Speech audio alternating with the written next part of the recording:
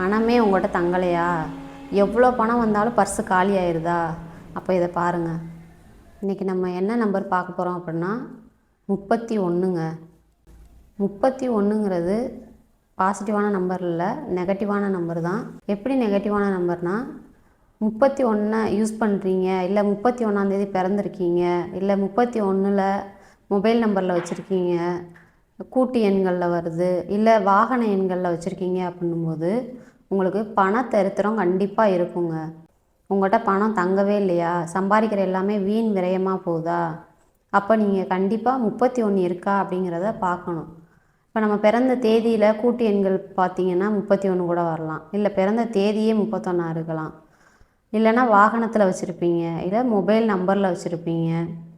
எதுலையாவது ஒன்று 31 இருக்கும்போது நம்ம எவ்வளோ கஷ்டப்பட்டு சம்பாதிச்சாலும் கூட அது நம்ம கையில் நிற்கிறதே இல்லைங்க. 31ங்கிறது நெகட்டிவ் தான்.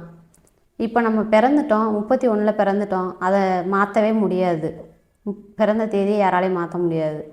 அப்போ அதுக்கு நம்ம என்ன செய்யலாம் அப்படின்னு பார்த்தீங்கன்னா, பாசிட்டிவான எண்களை மொபைல் நம்பரில் நம்மளை சுற்றி மொபைல் எப்போவுமே நம்ம கையில் வச்சுருக்கோம். அப்போ மொபைல் நம்பரில், வாகன எண்களில், இந்த மாதிரி எல்லாத்துலேயும் பாசிட்டிவான எண்களை நீங்கள் யூஸ் பண்ணும்போது இந்த நெகட்டிவோட பலன் கொஞ்சம் குறையும்.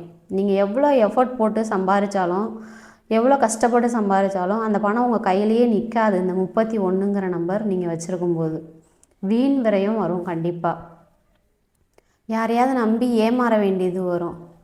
அதனால் கண்டிப்பாக நீங்கள் இந்த 31 இருந்தால் அதை தவிர்க்கிறது ரொம்ப நல்லது. பிறந்த தேதியில் நம்மளால் தவிர்க்க முடியாது.